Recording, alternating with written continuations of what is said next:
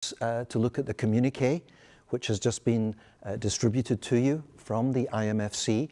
And I'm delighted that we have with us this morning the chair of the IMFC, Magdalena Andersson, who of course is the finance minister for Sweden.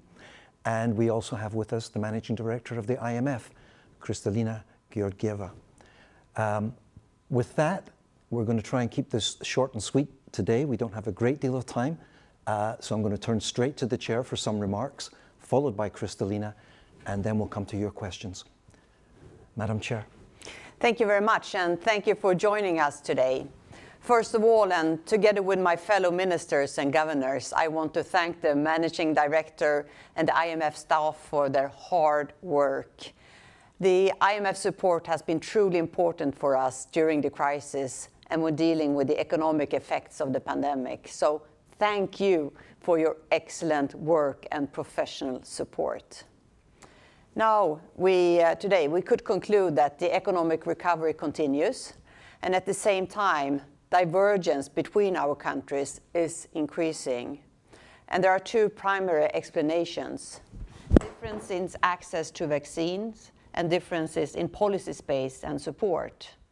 And the IMFC called for a strong international cooperation and immediate action to achieve universal vaccination. Therefore, we encouraged the Multilateral Leaders Task Force to accelerate access to vaccines and to facilitate coordination among international partners. And this also includes mobilizing critical financing. Moreover, we agreed to take steps to reach the global goals, vaccinating at least 40% of the population in all countries by the end of 2021 and 70% by mid-22. And the pandemic has worsened poverty and inequalities globally. Meanwhile, climate change is becoming more pressing, and it requires our urgent attention. And we made a strong commitment to further accelerate climate action in line with the Paris Agreement. And here we will use all effective tools as fit to country-specific circumstances. And we will work together to help build a more resilient and sustainable global economy. And the decision from last spring to allocate 650 billion special drawing rights to members is an historic achievement. And today, we agreed to channel these special drawing rights on a voluntary basis to the benefit of low and vulnerable middle-income countries. We committed to significantly scaling up the Poverty Reduction and Growth Trust, and this is a critical source of IMF financing to the poorest countries. And the IMFC also expressed support for establishing a Resilience and Sustainability Trust. The purpose will be to provide much-needed financing to vulnerable members to reduce risks, including those related to climate change and pandemics. The IMF will collaborate closely with the World Bank in developing and implementing this trust. And we agree that healthcare and support to the most vulnerable groups should remain priorities. We also underline the importance of carefully calibrating domestic policies to local circumstances. And once the recovery is underway, policymakers must be ready to shift focus from crisis response to promoting growth and preserving long-term fiscal sustainability. We also discussed sovereign debt. And we welcome the G20's effort to step up the implementation of the common framework. And we also welcome the IMF's agenda to promote debt sustainability, transparency, and restructuring where needed. Finally, we welcome the statement by the IMF Executive Board on the review of the investigation of the World Bank's Doing Business Report 2018 report. And thank you again, and now I give the floor to the Managing Director. Thank you very much, Magdalena. You did a fabulous job again of keeping us focused and bringing the most substantive issues to the front of the IMFC. I want to recognize that you have provided very capable guidance as a chair, and we could have not needed it more than in this exceptional year. Your leadership, your very steady hand, have been greatly appreciated by the membership and, of course, by the staff of the IMF. I'm very encouraged by the support the IMFC provided to all of us to rely on multilateral approaches, including calling for immediate international action to achieve universal vaccination. Without the coordinated global response of policymakers, we would not be on a path to recovery. And this is the spirit we now need more than ever to confront multiple challenges ahead, from inflation to debt to economic divergence. And the criticality at the same time when we wrestle with short-term challenges to strive to build a more resilient, more sustainable world economy that benefits all. I'm grateful to our chair for recognizing the IMF's role during this crisis, for the good words spoken for the staff of the IMF. And I'm very encouraged by the IMFC's support for the fund's agenda as we move forward. We continue to calibrate our financial support, our policy analysis, our technical advice, and we are accelerating our own transformation to serve our members in new and better ways. And let me highlight just one thing. The chair brought it up, the historic decision to allocate $650 billion in special drawing rights to our members. Now we have a historic opportunity and a collective responsibility to make the most of this allocation. Countries are already putting the new SDRs to good use, boosting reserves, creating space for spending on vaccines, on lifelines for vulnerable households. And the key is to use SDRs wisely, to use them transparently, to be accountable to the citizens and to the global community.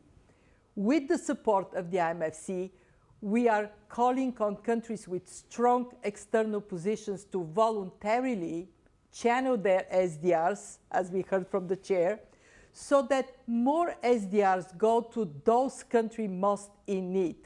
For them, this could make all the difference. And we heard it from countries that are struggling on the losing end of this divergence.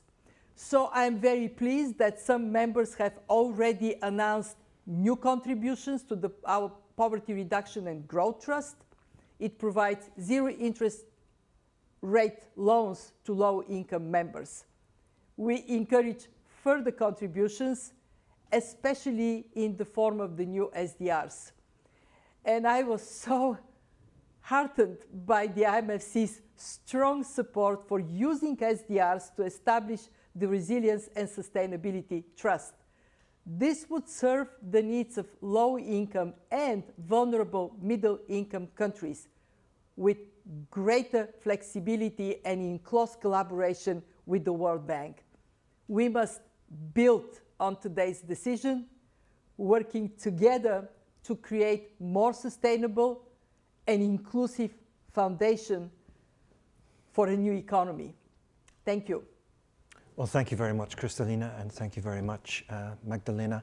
Let's get right to your questions. We've got about 15 minutes. I promised both of our principals to get them out of here by noon, time of their next meeting. So we're a bit under the gun here. Try and keep it short with the questions. We'll try and keep it succinct with the answers. So I'm going to begin with Heather Scott online because Heather was trying to connect, but she's having technology problems. Heather's with AFP, as we know. Here's her questions.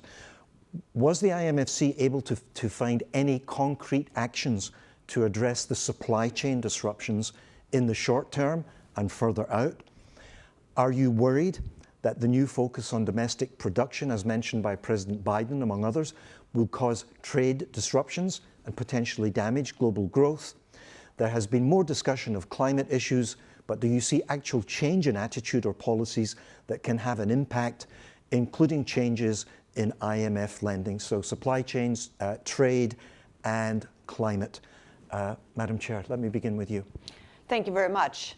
Of course, the disruptions we see in supply chains are worrying. At the same time, I think it's not all that surprising. I mean, we're through a period where we've had very low economic activity, and at least I'm not very surprised that we do have some kind of problems when we are restarting the global economy. On the positive side there is the fact that this is a sign that the global economy is restarting and growth is picking up. We would be worse if we would not be in that situation. So I think there is also something positive we can take away from this. Having said that, of course, it's important that we get the global value chains working better than they are today, need more initiatives, both to make it work better, and then on some goods, maybe it's also that there is a shortage of supply globally, and we need to expand the supply. I think what we see in the global value chain and the disruption is also a sign that global trade is picking up, which is also a good sign, because we need more global trade in order to let the global economy grow. When it comes to climate and climate change, I think we have very strong vocabulary in the communique today. It's a larger part of the communique than has been before, and this is not a coincidence. After the IPCC report, there is an even more stronger sense of urgency when it comes to climate change, and I really feel a strong support from the members of the IMFC that we need to do more, both domestically but also through the IMF. And the initiatives that Kristalina has been taking when it comes to having more of climate-related risk that will be analyzed on the Article 4. I think that's a very good initiative, and also building more competence at the IMF when it comes to climate-related risk, but also what we can do. Of course, given what we've seen lately with the energy prices, this has also been a discussion, and the conclusion there from that is that we must make sure that when we do this green transition that we know will create both jobs and growth, we have to do it in a way so that vulnerable citizens are not hurt, that we can also do it as a just transition. Thank you. Very good answers. I would add 2 points. One, there was a lot of discussion on the reasons for disruption in supply chains. Clearly, when demand jumps up and supply is slow to catch, that leads to disruptions. But there is a more fundamental problem, the growing divergence, countries that are pulling forward more strongly and those that are falling behind. And in that sense, there was a very clear message coming out of this meeting that vaccinating the world is critical to allow countries to go up, and that helping poorer countries, more vulnerable countries with more fiscal space is also critical. The second point I want to make is on the work of the IMF on climate.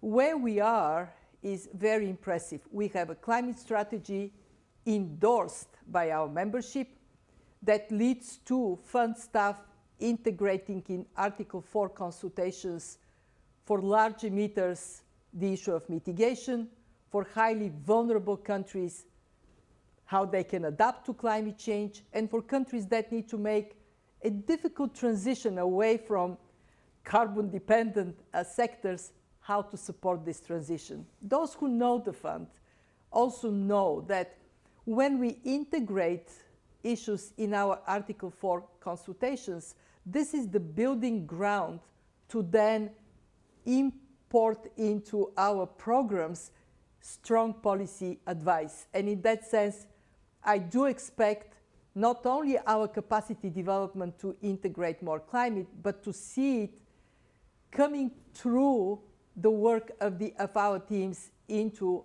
the lending of the IMF. And of course, the resilience and sustainability trust that has been so supported today has a very important objective to help countries transition to low carbon, climate resilient, smart, inclusive economies. Thank you very much. Look, I just want to follow up because El Economista has just asked a question, Jose Luis de Haro. It's a follow-up on this. He's also asking about supply chains, bottlenecks, and so on. So you've talked about that. But he's added the issue of inflation, and he's looking for a comment on inflation. He's worried about this perfect storm of the bottlenecks, labor markets, and particularly inflation. I mean, what's saying in the communique and the discussions we've had is that, I mean, most people do see the inflation that we have today as a transitory, something that will stay for a period and then will go away. And if, since we believe it is transitory, then also the head of the central banks can look through transitory inflation. Then, of course, it looks different in different parts of the world, but that's the main theme in the communique. We recognize that when there is mismatch between demand jumping and supply not being able to catch up, that puts pressure on prices. And this is why the issue of addressing divergence is important, as is addressing the bottlenecks that are created as a result of some parts of the economy recovering faster than others. This is why we think it is transitory, but we are watchful. We are going to be very vigilant because there are other factors that could put pressure on prices. For example, climate shocks. We have seen that in the past. And we know that to be watchful means central banks to do what they're so good at, identify where the inflation expectations are headed, and should they be de-anchored to take appropriate actions. And I was very impressed to hear central bankers and finance ministers having a very deep, comprehensive discussion on this topic. Thank you both so much. Let's go to colleagues on the screen. I want to go to Ahmed Emad from Egypt. Ahmed, can you come in? Yeah, hello. Yes, we can hear you, Ahmed. Good.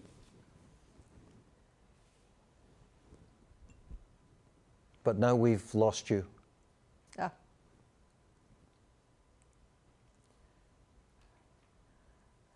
That's why we need to support digitalization. Hello? Ahmed, yes. Yeah. Hello, yeah. Okay. You hear me? Yeah. Hello again. All right. My name Ahmed Imad Dardir from Al Masdar newspaper from Egypt. My question, I have two questions. First question, what is your evaluation of Egypt's latest program with the fund? What are the expectations for the Egyptian economy in the near future? Second question, what are your views on the current global energy issue and its effect on the future of the global economy? Thank you, Ahmed. I think, Kristalina, you might take the Egypt question. And then we can share the second one. On the Egypt question, Egypt has done a very good job to manage the pandemic and its economic impact. What we are seeing is recovery underway. Last year, well, actually 2020-21, growth in Egypt was 3.3%. Now we are projecting for 21-22, 5.2%. This is a significant improvement in Egypt's growth forecast. We do know that Egypt has a high level of debt, public debt, significant gross financing needs. So as the economy improves, it will be very important to project medium-term fiscal consolidation that allows the foundation of the Egyptian economy to be strong. We have had very successful experience working with DG with the standby arrangement. What we have seen is sound progress on structural reforms, on governance reforms, and of course, we would like to see those continued. Our teams are working well together, and that fits into sound policy framework for the country. On your question of energy prices, it is an example of how good news, the recovery, is creating a bit of a less good news, a rapid increase of demand for energy, pushing energy prices up. What we recommend is to be careful not to go with blanket subsidy programs. We much prefer to see attention paid to those that are hit hardest, the poorer households. Why? Because once you put the subsidy in place, it is very difficult to take away. And we know these subsidies benefit not only poor and vulnerable, but also the rich and businesses that can't pay their bills. Looking into the future, so critical that investments, public and private, in expanding renewable energy, improving energy efficiency, are rapidly put in place. So we don't risk the green transition to lead to another source of pressure on energy prices.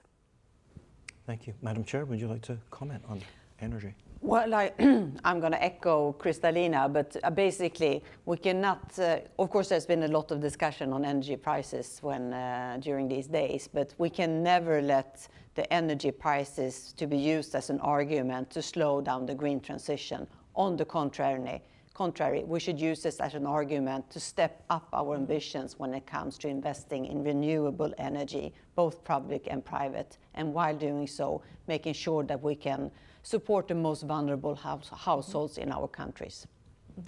Thank you both. Look, I'm going to break my promise, and can we go just over another couple of minutes and take the last question? And I'm going to take it from Eric Martin, Bloomberg. Eric, you have the last question today. Yes, thank you, Gerry. Can you hear me? Yes. Managing Director and Chair Andersson, I wanted to ask, Chair Andersson just made reference earlier to the Doing Business report and the IMFC welcoming the end of that review by the board. Managing Director, on Monday you released a statement saying that the accusations against you were unfounded, but the Treasury Department the same day called them legitimate issues and concerns. My question one is, do you share or do you dispute Treasury's view of the report from WilmerHale having raised legitimate issues and concerns? That's one. And then two, and separate, but referencing the comments about Article 4s and climate change. Our reporting showed that you had directed staff economists to delete some lines of analysis from Brazil's Article 4 in July after the nation protested. So I'm wondering how much resistance you're encountering to efforts to get climate change policy analysis incorporated into the Article 4. I know it's in the comprehensive review that was published in May. Are there other cases of countries like Brazil who are resisting this push that you've been leading to see climate change incorporated as macro-critical? Thank you. Let me start with the second question first. We have been so pleased to see the membership endorsing our climate strategy. And work is now already underway to integrate climate in Article 4 consultations. We have to do more to underpin discussions with the members, and today tells us, please do more. To your first question, I talked about it yesterday, so maybe it is fair to give the chair a chance to respond. Yes, of course, as chair of the IMFC, I have followed the board's work on this very, very closely, and I can really note that they have made a thorough analysis, and they have made a very thorough review. And they had several meetings, both with Kristalina, but also with the law firm. So it's truly a thorough work that is done, that was done by the IMF board. And the conclusion from that thorough analysis is that there is a unanimous and full support for Kristalina, and a full support for her in the way she is conducting her work as managing director of the IMF. Thank you very much, Madam Chair. Thank you, Kristalina. Thanks to everyone who joined us today, and we look forward to seeing you in the period ahead. Stay well, stay safe, everyone. See you soon. Bye-bye.